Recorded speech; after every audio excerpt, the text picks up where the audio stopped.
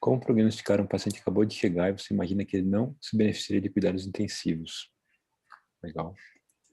Daniel, você me permite só Claro. reiniciar? Então, Tá bom. rapidamente, eu queria só apresentar. Hoje nós temos o Dr. Daniel Forte, ele já foi apresentado previamente. Ele vai nos falar um pouquinho sobre prognósticos e incertezas, né, Daniel? E nós estamos aí com algumas perguntas da plateia que o Daniel está tentando fazer uma introdução. Então, começamos a gravar a reunião, pessoal. Obrigado. Bom, já que vai ficar gravado, então eu faço questão de agradecer de novo a Flávia, essa liderança inspiradora da UTI do Brasil, e a Dani pelo convite. E a gente estava levantando perguntas do pessoal aqui sobre como balancear a obstinação terapêutica, como prognosticar um paciente que acabou de chegar e você imagina que ele não se beneficia de cuidados invasivos, Covid tardio, fase tardia, hipoxemia refratária até onde? Belíssima e dificílima discussão de todo dia. Que mais? Ó, acho que eu vou fazer até uma coisa, eu ia falar de prognóstico mais geral, eu acho que eu vou mudar, tem uma outra aula que acho que talvez atende melhor essas dúvidas aqui. Alguém, outras perguntas? Deixa eu só pegar outra aula aqui. Tem uma pergunta aqui para te ajudar, Daniel, enquanto você olha a sua aula, a Covid, a fase tardia, a hipoxemia refratária, até onde a gente pode ir. Legal. Bom, ó, eu acho que deu para dar uma boa direcionada. Eu gosto sempre de fazer esse exercício antes para ajustar até melhor. Eu ia falar de prognóstico de uma maneira mais geral, eu vou especificar um pouco mais o mundo Covid. Deixa eu compartilhar minha tela aqui. Então, e aí depois no final a gente pode abrir de novo para as questões mais gerais de prognóstico.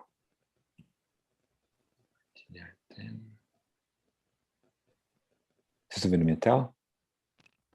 Vamos. Bom, imagina um paciente, sei lá, eu estava com um paciente desse no começo da semana passada, um paciente com insuficiência cardíaca, não era insuficiência cardíaca terminal, mas era um paciente classional 3, que estava em casa, estava equilibrado lá da insuficiência cardíaca, e de repente, covidou, né, o verbo novo, do verbo covidar, covidou e veio para o hospital de insuficiência respiratória aguda. E aí ele está lá, com máscara não reinalante, ou mesmo um catéter de alto fluxo, ou uma não invasiva. E aí fica aquela discussão, e aí?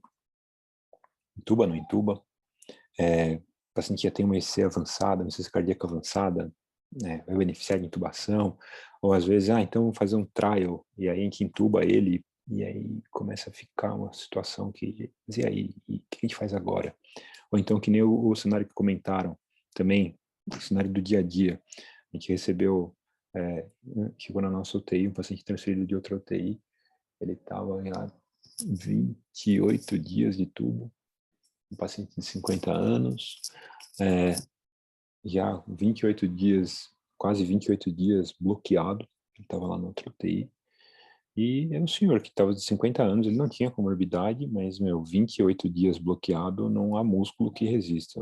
Esse senhor tinha uma sarcopenia bastante significativa e uma complacência de 11, ainda 28 dias depois do tubo. E aí? A gente faz agora? Obstinação terapêutica, não obstinação terapêutica? Até onde a gente vai? A discussão, imagino, de vocês também, todo dia. Vale a pena se ele chocar? De repente ele começa... Esses pacientes chocam assim, né? De repente o cara retém um pouco de CO2 e reter um pouco de CO2 desse cara rapidinho, o CO2 chega a 100, o pH chega a 7, 0, e o choque esse... Puff. E aí? A gente entra com nora e vaso, e se ele parar, o que a gente faz? A gente reanima? Ou aquele paciente da insuficiência cardíaca, o rim começa a piorar a dialise.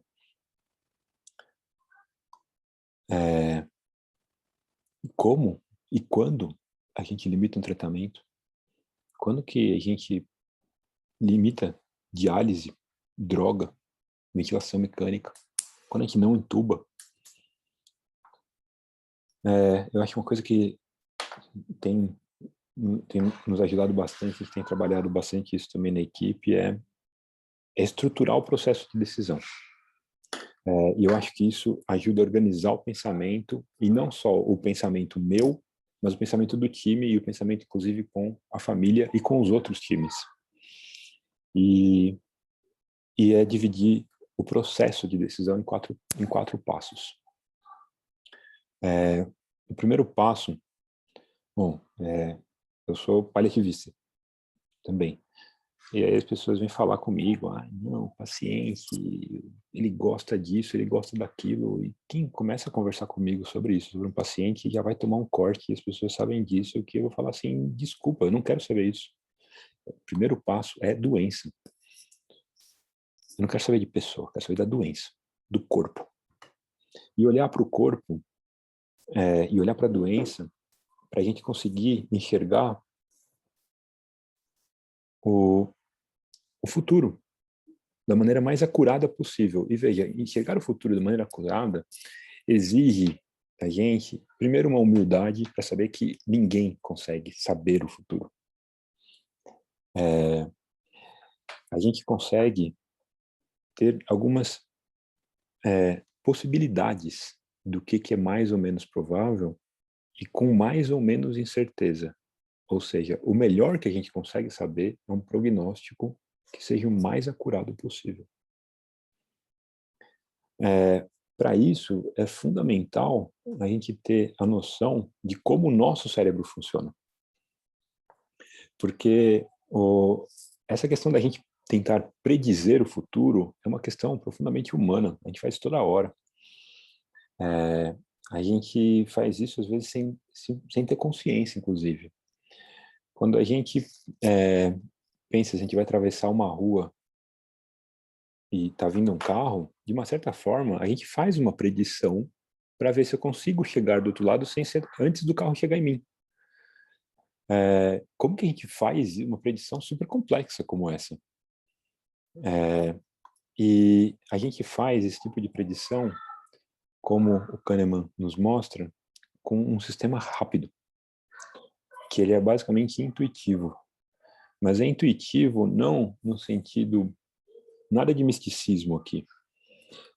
Ele é intuitivo porque a gente consegue processar muitas informações, reconhecer padrões e, sem pegar pedaços, a gente pega rapidamente, a gente intui o todo. E a gente atravessa a rua. Essa intuição, o que é fascinante na linha de pesquisa do Kahneman, é que ele nos mostra como a intuição funciona. E como a intuição funciona é isso, é reconhecimento de padrões de maneira inconsciente. E o que acaba acontecendo é que, como é um reconhecimento de padrões de maneira inconsciente, o motivo do Nobel do Kahneman é que ele conseguiu entender quais são os vieses dessa intuição. Quando que ela repetidamente ou sistematicamente erra. Os vieses da intuição. E um dos grandes vieses da intuição é que, como o nosso cérebro é uma máquina de tirar conclusões precipitadas, e é assim que a gente sobreviveu na savana, é assim que a gente atravessa a rua, isso funciona em um certo ambiente, em um certo situação onde os padrões de resposta são bastante repetitivos, são previsíveis, e a gente consegue aprender porque a gente tem feedback rápido.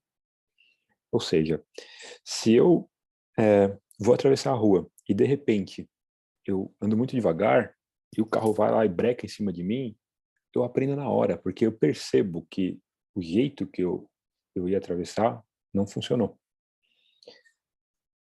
Quando a gente não tem feedback rápido, o nosso aprendizado é lento ou é sistematicamente errado.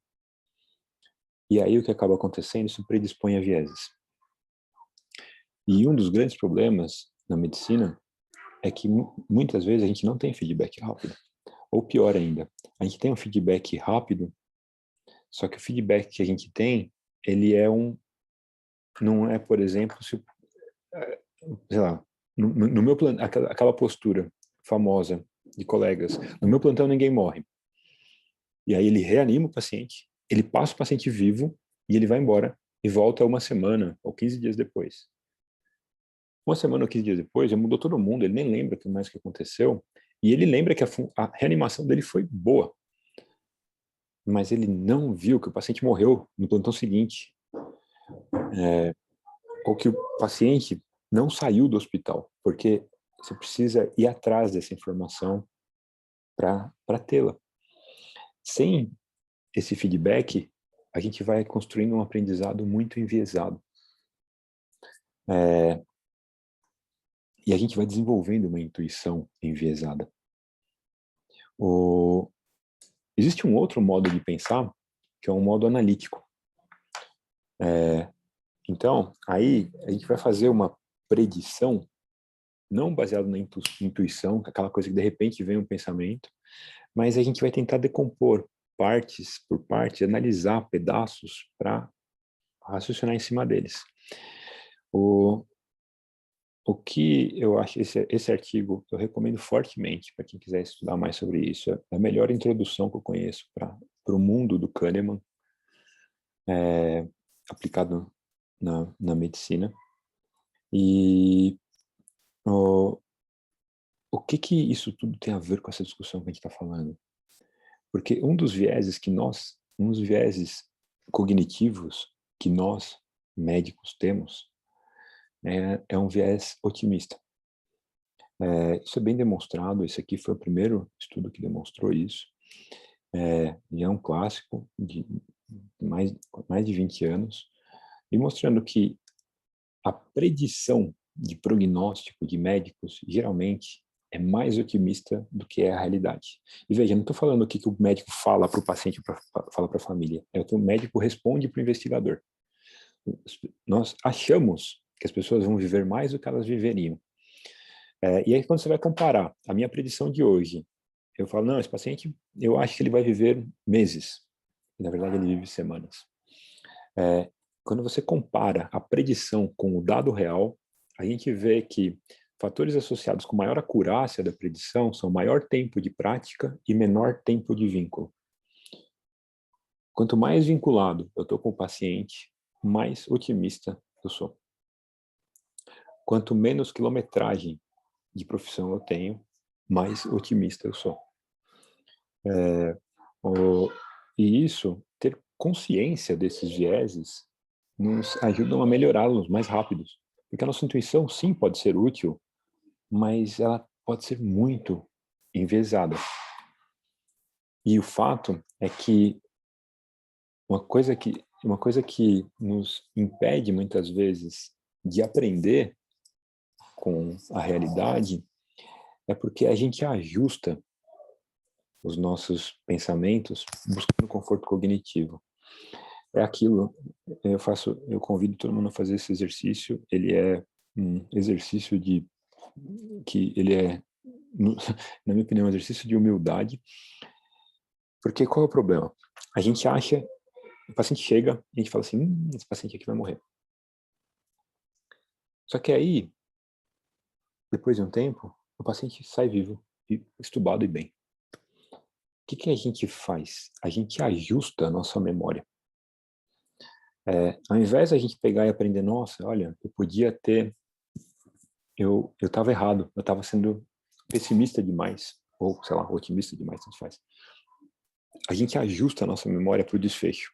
Quando acontece lá na frente, o paciente sai bem e eu achei que ele ia morrer, a gente faz um ajuste. A gente fala assim, sabe, bem que eu achava que tinha um negócio ali que ele ia sair. E quando a gente é autocomplacente dessa maneira, a gente não aprende. O exercício de humildade que eu convido a todos a fazerem é pegar amanhã de manhã, quando chegar na UTI, ver os pacientes que tem para ver, normal. Aí depois você sai, pega uns minutinhos, pega um papel e anota. Leito 1, João, eu acho que daqui a uma semana ele vai estar vivo. Leito 2, Maria, eu acho que daqui a uma semana ela vai estar ainda entubada. Quanto mais específico e objetivo você for, com critério no tempo, melhor o exercício. E aí, dá uma semana e vê. E aí você compara o papel com a realidade. E é assustador perceber que nossas predições são muito menos acuradas do que a gente costuma imaginar. E isso consegue nos ajudar a evitar esses vieses cognitivos que todos nós temos, e isso não é uma questão de médicos nem de intensivistas, é uma questão humana. Essa revisão sistemática do GEM é maravilhosa, mostrando que nós, médicos, temos uma tendência de superestimar benefício e subestimar malefício, e veja, isso não é de todo ruim. Isso, inclusive, muitas vezes está associado com maior, às vezes, até empatia, uma maior persistência na profissão.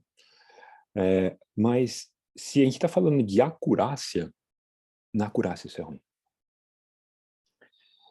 E fazer predições de prognóstico, seja de mortalidade, seja de mortalidade hospitalar, mortalidade a longo prazo, ou morbidade, como polineuropatia doente crítico, é muito difícil. E se a gente não fizer esse tipo de exercício, vai ser mais difícil ainda. E no COVID, isso está fazendo um exercício maior, mais difícil ainda, porque os scores todos que a gente tinha, eles não foram validados para o mundo COVID.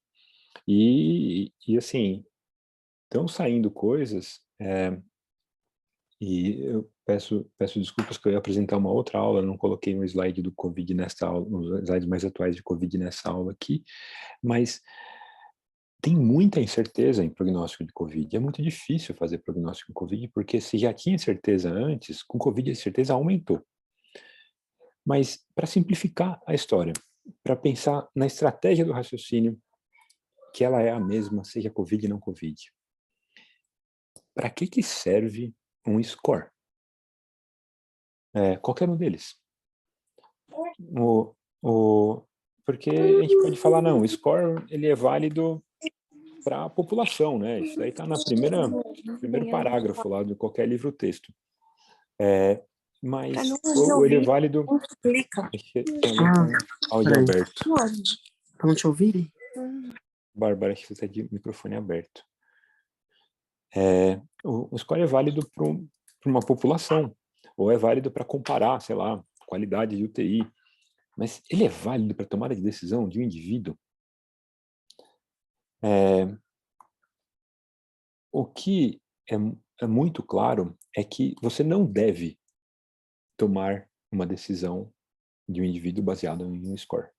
Agora, ele pode ser usado no processo de tomada de decisão? Isso é uma outra pergunta. E como que você pode usá-lo no processo da decisão e não fazer com que ele seja a decisão? Mundo pré-Covid. Vamos pegar a SOFA. Quem tem um SOFA maior do que 15 tem uma mortalidade maior que 90%. Como é que a gente pode usar este número? Primeira coisa é que é difícil as pessoas entenderem mortalidade de 90%. Tem, às vezes, profissional graduado que não consegue entender. Eu já vi colegas falando, não, meu paciente não tem mortalidade de 90%, meu paciente é 0 ou 1, ou ele morre ou ele vive. O colega que fala um negócio desses, ele está dando certificado que ele não entendeu nada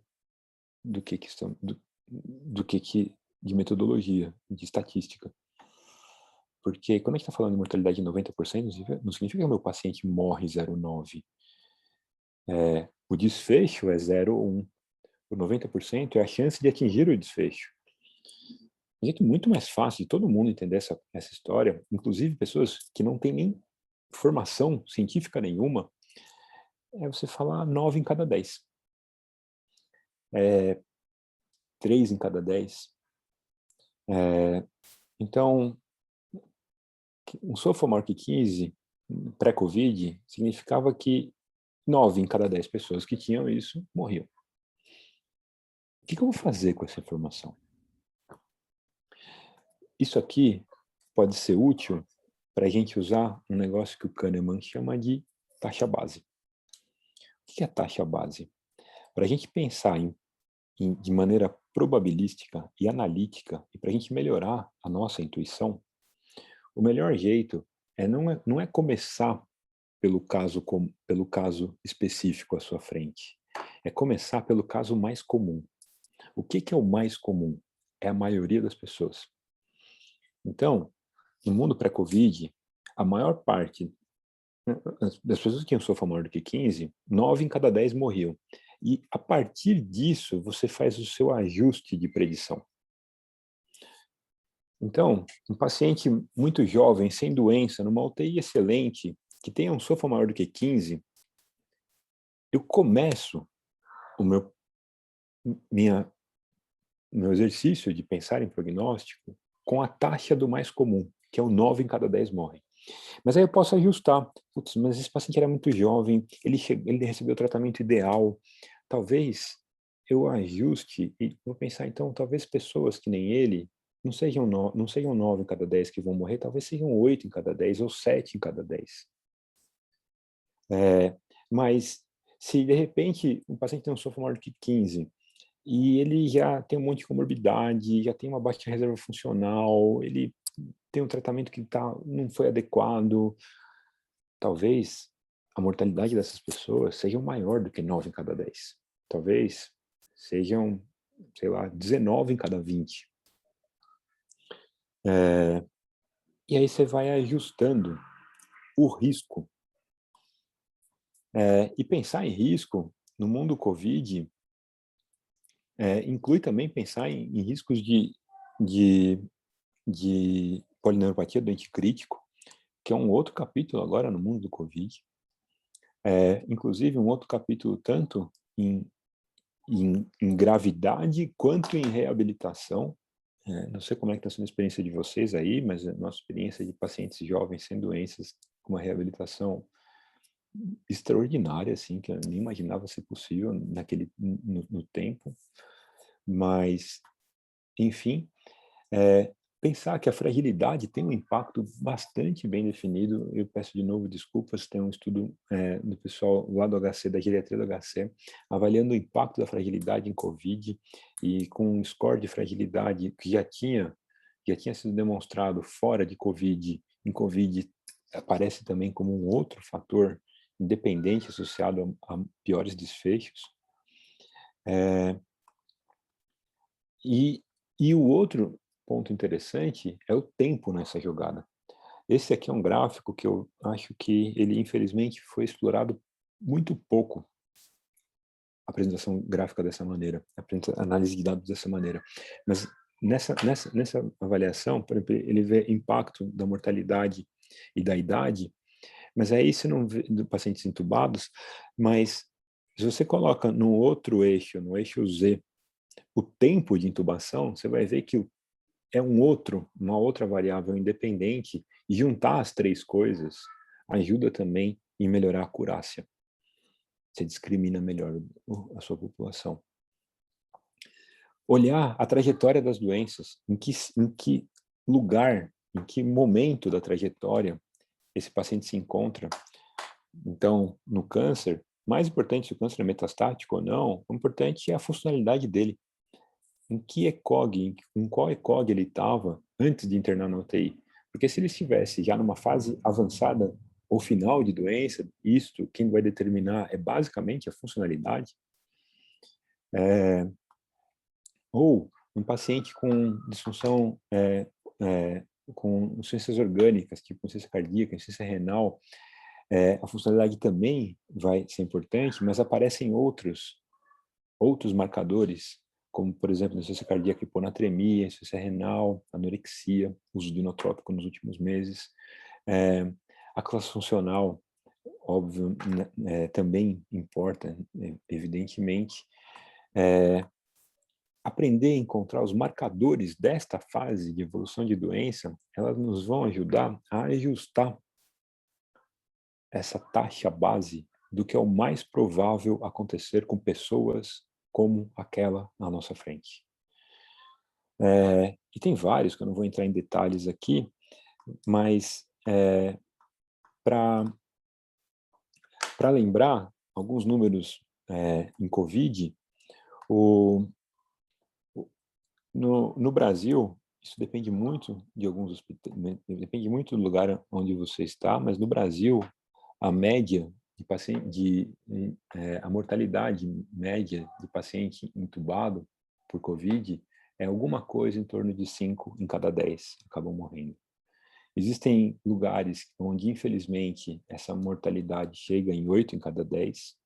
E existem outros lugares, no Sírio, tá, com um resultado que é bastante inspirador, na minha opinião, de 2 em cada 10 de mortalidade em paciente entubado. Então, mas acho que os 5 em cada 10 é um bom número, e aí tem que fazer algumas adaptações para o contexto onde que estamos. Mas se o paciente está entubado, 5 em cada 10 acabam falecendo, mais ou menos. Se o paciente está entubado e precisa de hemodiálise, pelo menos lá no HC, o número é mais ou menos alguma coisa em torno de 7 a cada 8 em cada 10 acabam falecendo, é muito mais alto. Se o paciente tem comorbidades, ou então já está numa fase avançada de doença, esses números são piores ainda. Então, isto nos vai dar uma taxa base. Significa, então, que eu tenho que, sei lá, contraindicar isso ou indicar aquilo? Não. Isso não significa nada além da taxa base. Isso é o ponto de partida, análise de risco. E a questão é que esse é o primeiro passo. Tomar decisões baseadas no primeiro passo, na minha opinião, é fazer uma medicina medíocre. A gente pode, na minha opinião, a gente deve ser melhor do que isso. Mas a gente precisa disso. Essa taxa base, esse risco, é um embasador das questões. E é a partir disso que a gente vai continuar o processo de decisão. E um segundo passo, aí sim, é entender a pessoa. Entendendo a pessoa é que a gente vai conseguir respeitar a autonomia dela. E para isso, a gente vai precisar entender quais são os valores de vida daquela pessoa, o que é sofrimento para aquela pessoa. Só tem um jeito de fazer isso, e a comunicação. E a comunicação humana, feita de maneira empática e com técnica. E, basicamente, isso requer um vínculo. E veja, vínculo não precisa de muito tempo para fazer vínculo. Ainda mais em situações de tragédia, vínculos podem ser feitos de maneira muito rápida. Isso já é notório há muito tempo na história humana. Existe uma figura marcante em guerras, os americanos chamam de brother in arms. São pessoas que fazem vínculo para o resto da vida a partir num fronte de batalha, de uma convivência às vezes de minutos. E a minha opinião é que no fronte de batalha do século XXI, chamado TI Covid, a gente faz vínculo com as pessoas, com uma conversa. Mas isso precisa de algumas coisas. Precisa fazer vínculo, precisa confiança. Para ter confiança, precisa fazer alguma conexão. E a conexão é basicamente olhar no olho, olha no olho fundo da pessoa e tenta entender aquele ser à sua frente. Eu acho que ajuda muito as pessoas saberem o paciente, o familiar, entender que eu vou falar a verdade. Ser transparente ajuda. Porque ser transparente, de uma certa maneira, demonstra competência. Quem tem competência não tem nada a esconder. Quem não sabe o que está fazendo, esconde um monte de coisa. Então, ser transparente e falar a verdade. Esse é um ponto. E o segundo ponto é mostrar que você se importa com aquela pessoa. Que isto transmite muita confiança. É necessário. Isto é fundamento da relação médico-paciente, o profissional de saúde e paciente. Então, mostrar que você se importa e mostrar que você não tem nada a esconder Você consegue fazer vínculo com as pessoas em uma conversa.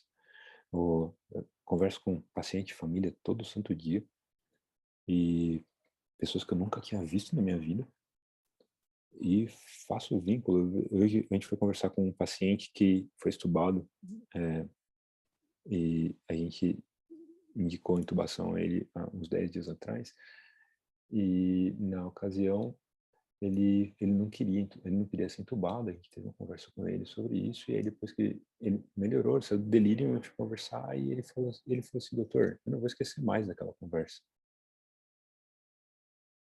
Vínculo, você faz nessa hora, você faz assim, ó, em minutos.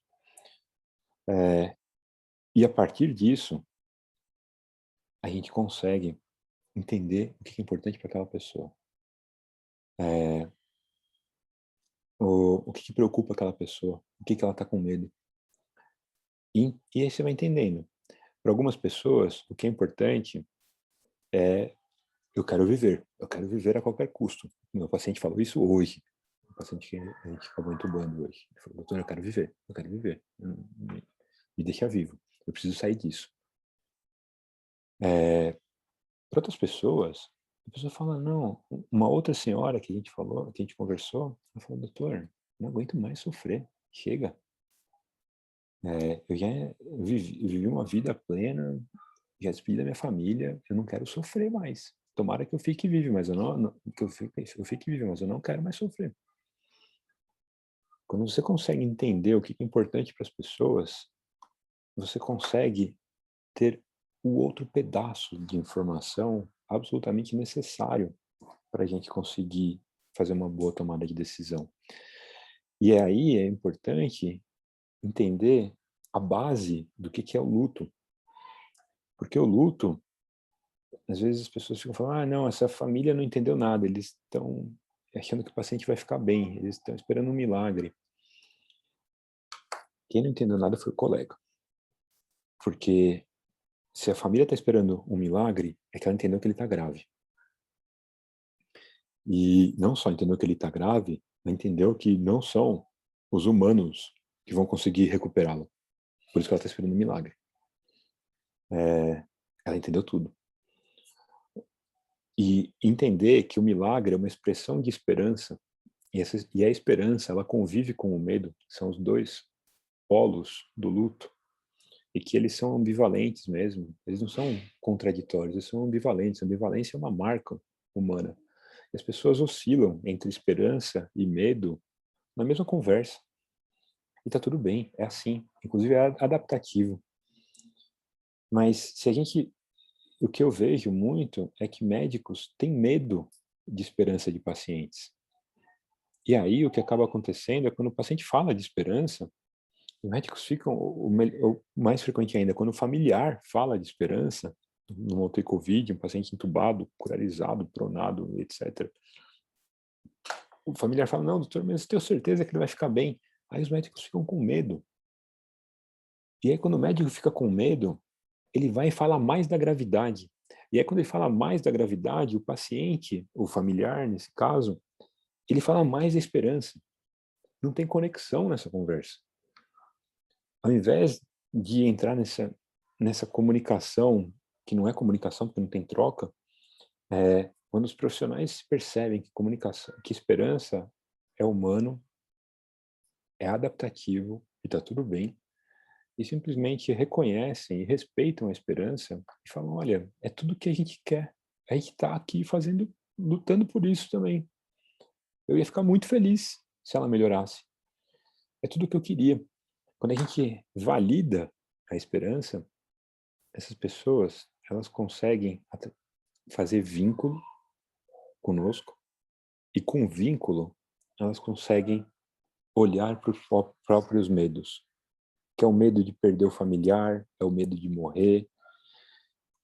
E aí a gente consegue ajudar essas pessoas a falarem tanto do que é importante, do que é sofrimento, e não só do que, se a gente está falando com o familiar, não só do que é sofrimento para o familiar, mas perguntar o que era sofrimento para o paciente que está internado.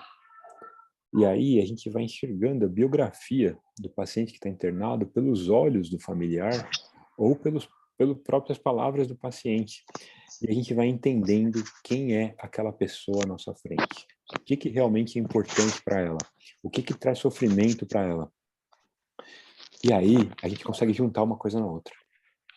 Porque uma coisa é olhar para o corpo, outra coisa é olhar para a pessoa. E a gente precisa juntar as duas coisas. E para juntar essas duas coisas, o melhor jeito é fazer em time, em equipe. E um princípio ético que pode nos ajudar bastante nisso é a prudência. Prudência aristotélica, o caminho do meio. Para aplicar aqueles valores de vida que a gente conheceu com aqueles riscos que a gente conhece, não do futuro, mas do passado, das outras pessoas que passaram por isso, da medicina, da literatura científica toda que a gente tem. E aqui, uma coisa que eu acho muito, que ajuda muito nessas discussões entre times, ou entre equipe, dentro da equipe ou com outras equipes, é sair da discussão de posições. A discussão de posições ela é marcada, por exemplo, eu acho que tem que entubar e o outro acha que não tem que entubar. Ou eu acho que tem que reanimar e o outro acha que não tem que reanimar. Isso é uma disputa de posições. Ao invés de sair, ao invés de ficar perdendo tempo nessa disputa, ampliar o leque e tentar entendermos assim. Esse aqui é um consenso que da SCCM, eu acho ele muito, muito valioso. Entender o que é fútil. Para a SCCM, fútil, na definição atual, é alguma coisa que não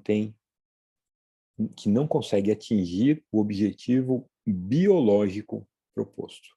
Veja bem, biológico.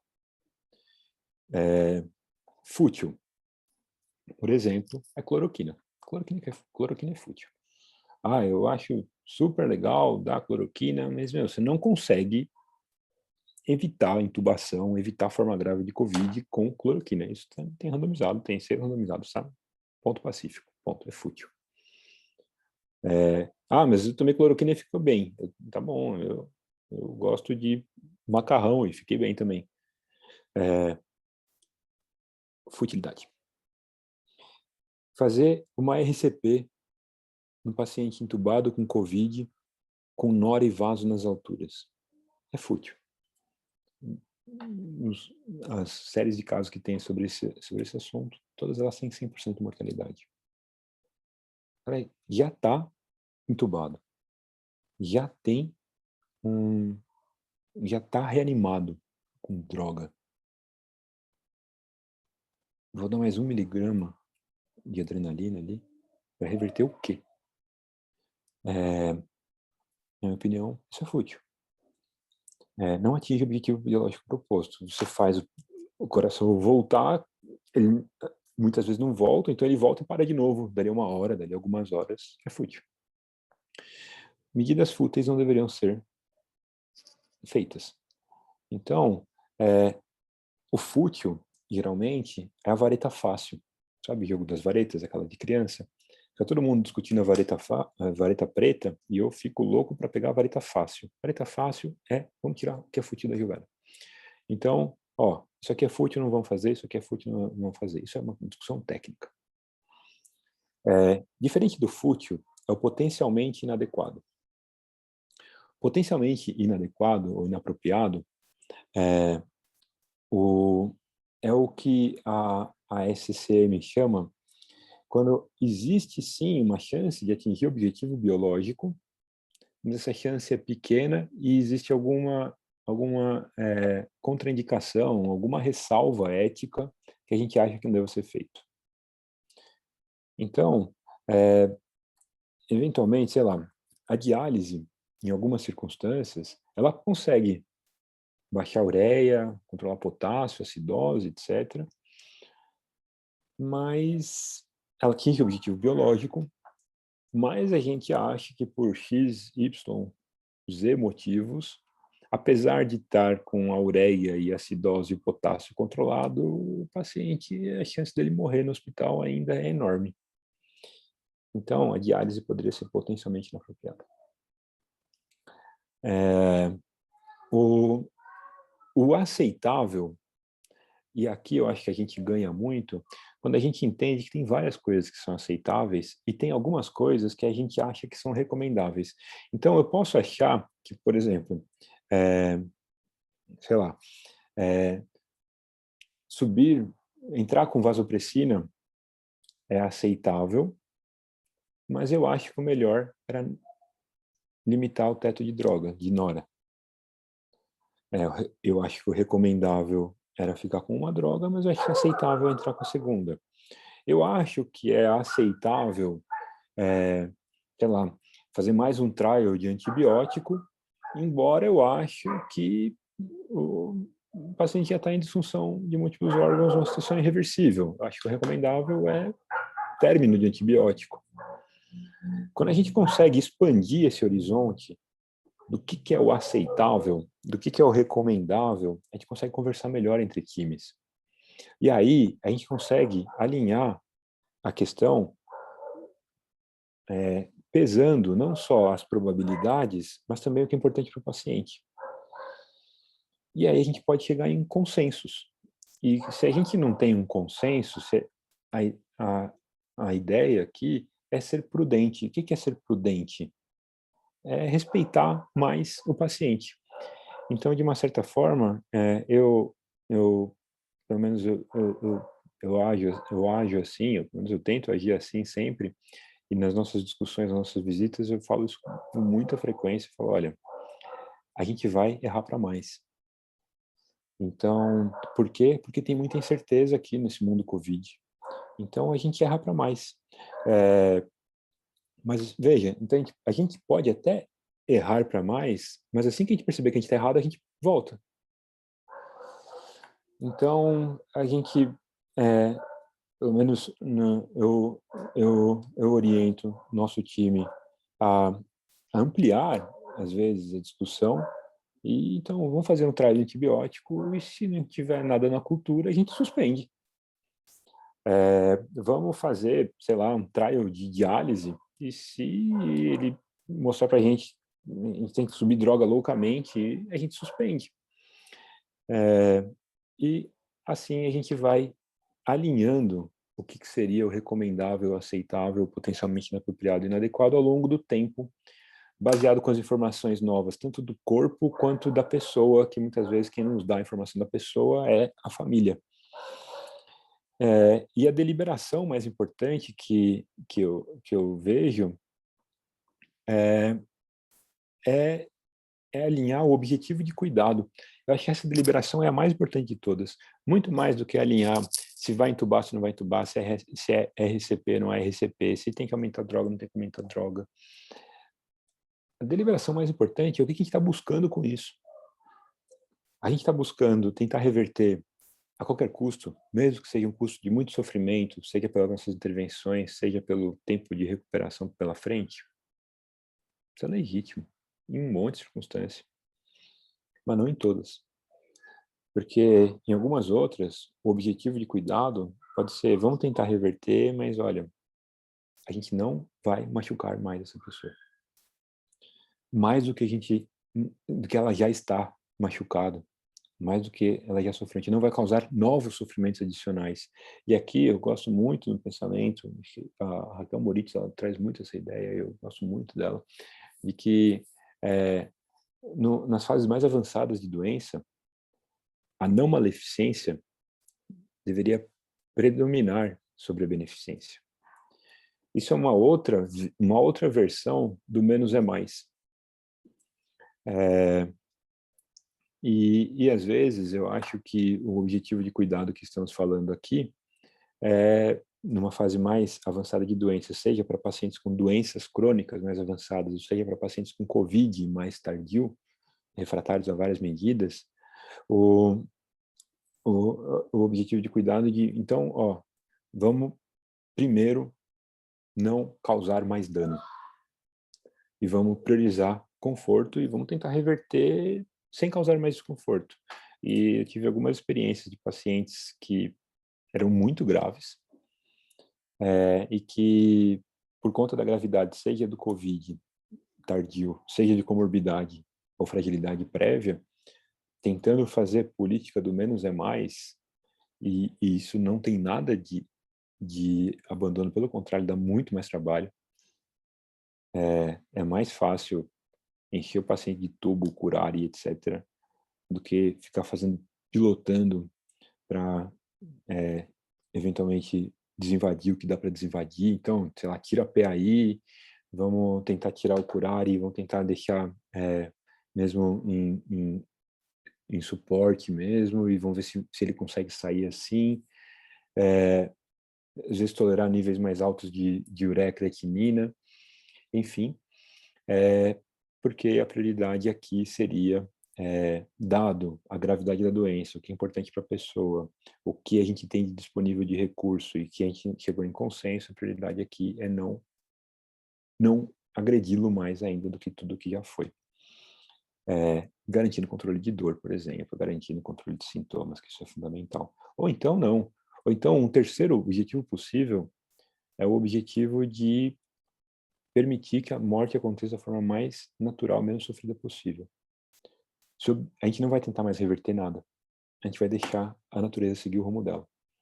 Se este objetivo está claro, algumas outras discussões não fazem mais sentido.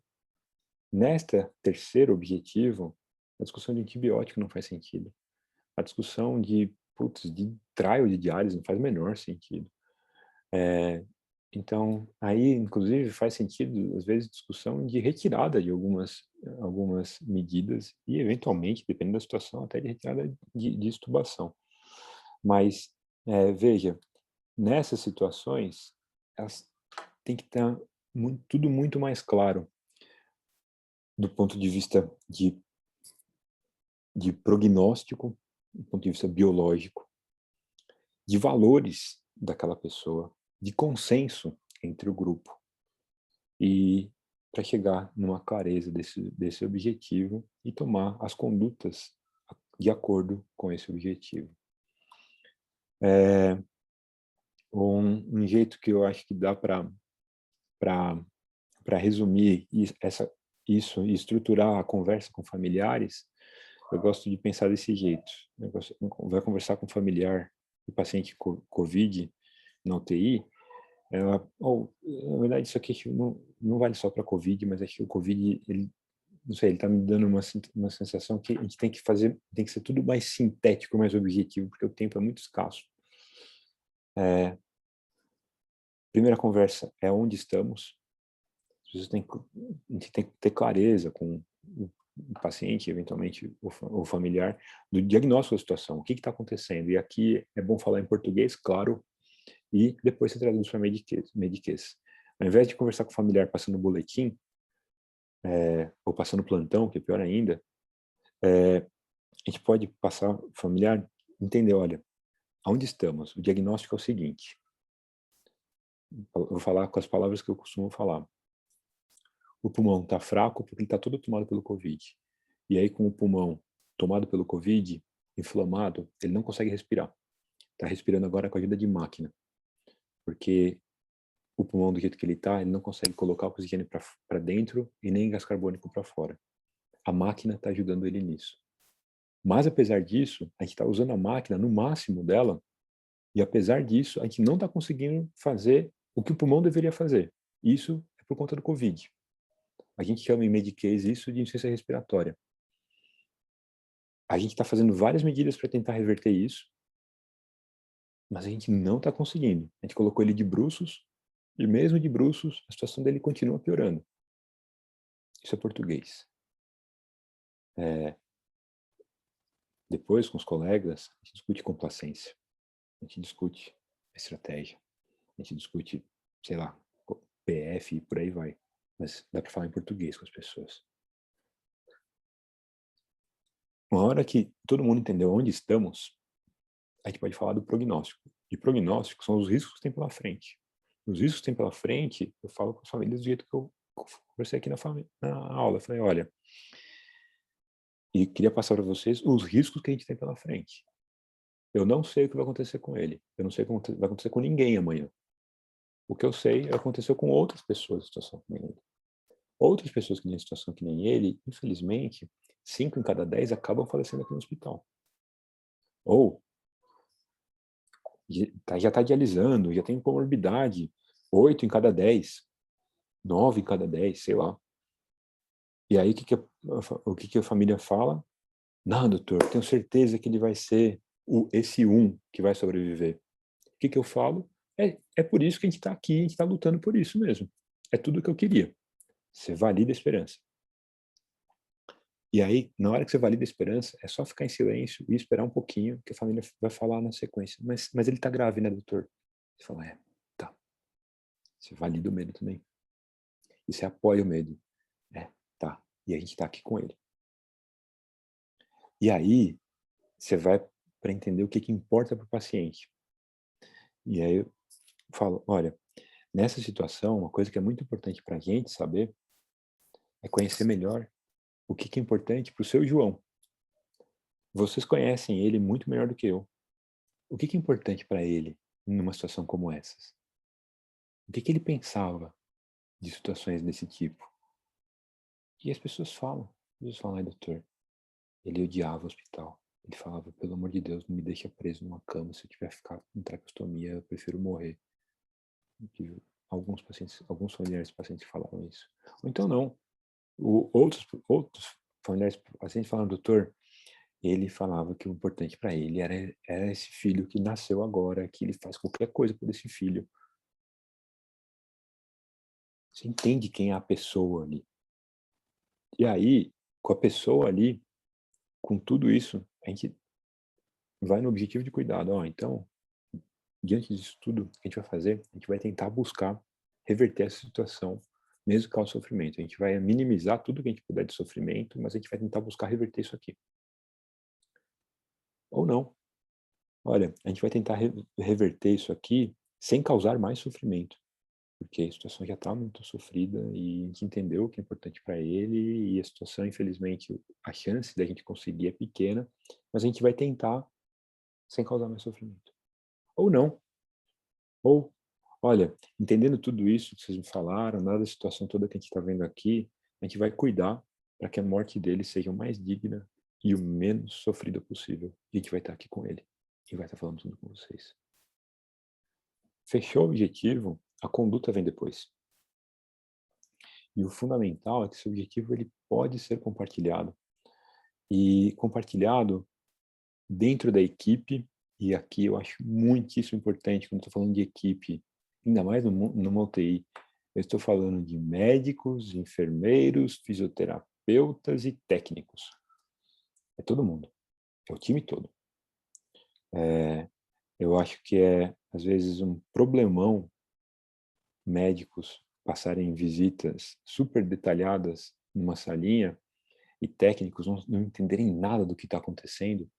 Essas pessoas, esses profissionais que estão colocando a vida deles em risco, essa profissão chamada técnico de enfermagem, e não entende o que está acontecendo ali, as pessoas sofrem de um jeito porque a gente não alinhou as coisas com eles.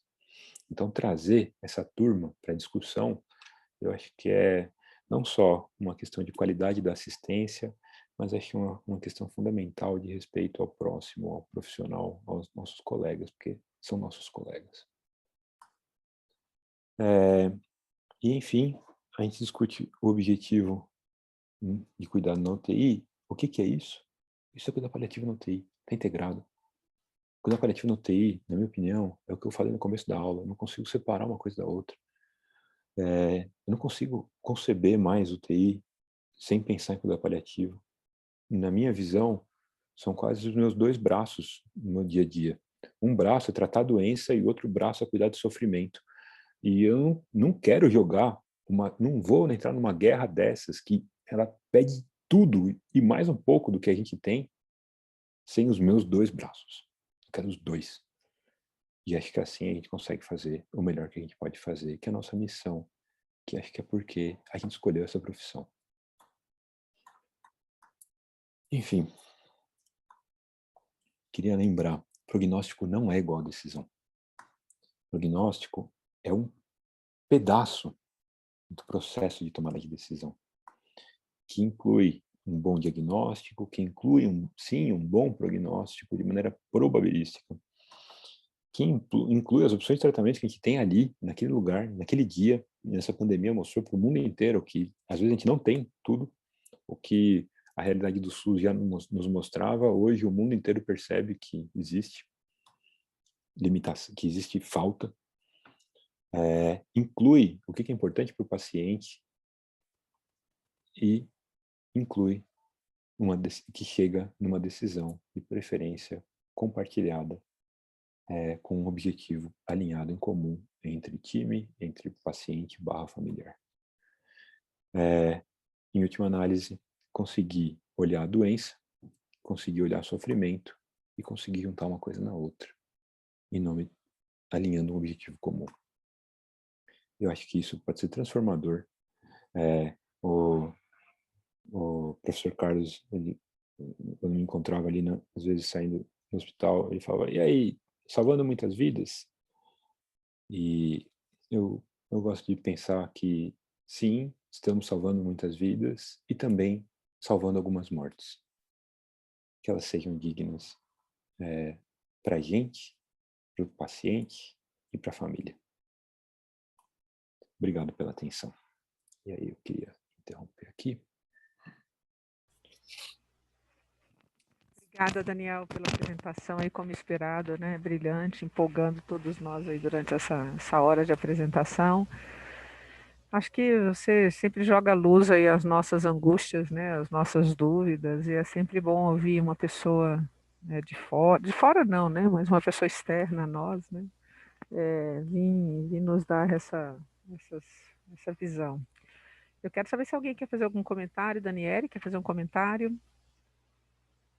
Oi, queria agradecer a aula, né? Agradecer o convite, foi muito boa, como sempre. Deu para lembrar um pouquinho, sentir uma saudadinha aí da nossa pós, né? Mas eu queria fazer, não era bem uma pergunta, era mais um acolhimento, né? Assim, a gente tem muito residente, né? E eu acho que todo mundo já sentiu isso alguma vez, mas às vezes é um pouco difícil para algumas pessoas, né? Acho que para todos nós saber até onde existe chance de cura e em que momento aquilo se torna fútil, né? E aí vem a sensação de que talvez a gente esteja fazendo mais o paciente sofrer do que trazendo benefício para ele. Então, às vezes, vem aquele sentimento de distanásia e a gente não consegue ter certeza se já está naquele momento de priorizar apenas o conforto ou se ainda faz sentido manter algumas medidas, né? Isso gera muita angústia, principalmente para os nossos residentes, né? E também, assim, às vezes, quando você tem dúvidas em relação a médicos assistentes e até a própria equipe.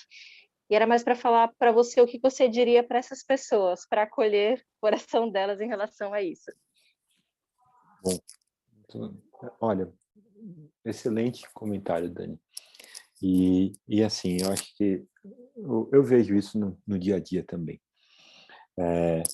Eu acho que algumas coisas ajudam. Vou começar pelo pior.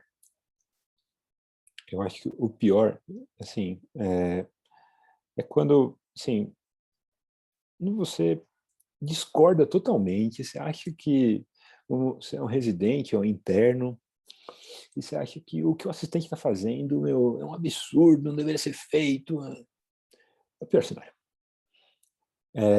No pior cenário, eu acho que uma coisa que ajuda muito é lembrar que a gente aprende assim. E às vezes é um pouco de humildade mesmo, no sentido de, bom,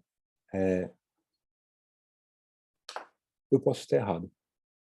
Deixa eu ver o que essa pessoa tem uma experiência que mim, que eu tô falando. E vamos ver. E de repente você vai ver que ela estava certa, ou você vai ver que você estava certo. E muito mais do que uma disputa de poder, de ficar se vangloriando, estou certo ou estou errado, isso é um aprendizado, porque afinal de contas, poxa, a medicina é uma trilha muito dolorosa, aprender medicina dói,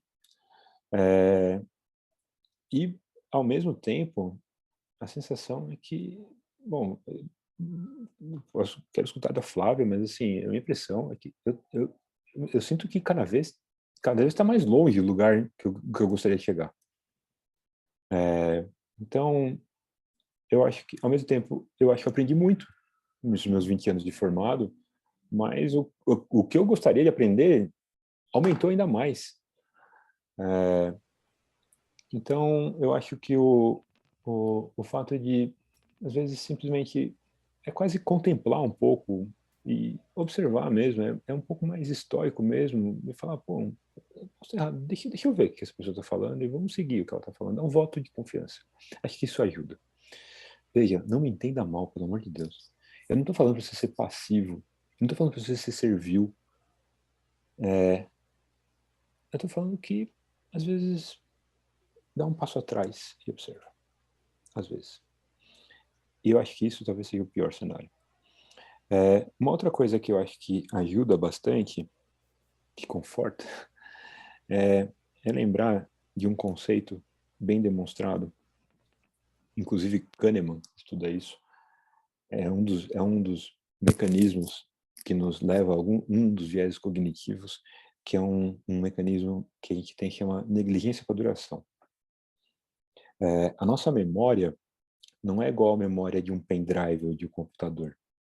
A memória de um computador, ela vai registrar tudo linearmente, tudo certinho, assim, códigos e códigos de algoritmo de programação. A nossa não é assim. A nossa não é uma sequência de 0, 1, 0, 1, 0, 0, 0, não. Não. A gente pega uma experiência, um tempo vivido, e a gente compacta essa experiência no pico e no fim. Então, as pessoas, nós humanos, nós temos uma negligência com a duração e a gente compacta a memória no mais intenso e no final. Talvez vocês devam lembrar disso, sei lá, nas férias. As últimas férias que vocês viajaram, que nós viajamos faz tempo. Aquelas férias de uma semana num paraíso. Você não lembra um dia depois do outro. Você não lembra, eu cheguei no aeroporto, depois eu fiz isso, depois eu fui aquilo. Não, a gente compacta aqueles 7 dias maravilhosos numa coisa muito boa que aconteceu, ou muito ruim que aconteceu, e no sentimento do final. E a gente tem uma negligência, se foram 7, 10 ou 15 dias, a memória vai ser o pico e o fim. Por que eu estou falando isso? Porque o paciente também. A experiência de internação, se o paciente vai ficar 2 dias a mais, 3 dias a mais, ou vai ficar uma semana a mais, isso não é tão impactante para a memória quanto o pico e o fim.